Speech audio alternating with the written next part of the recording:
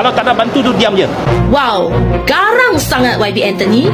Sebagai wakil parti, wakil kerajaan, inilah perangai dan reaksi bila menjawab soalan rakyat dan media.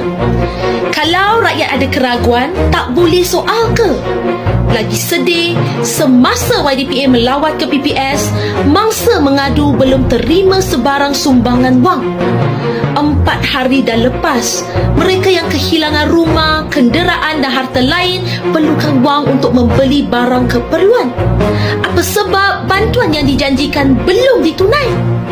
Mangsa perlukan sumbangan, mangsa perlukan jawapan, mangsa juga perlukan pelan jangka masa panjang untuk bina semula rumah mereka.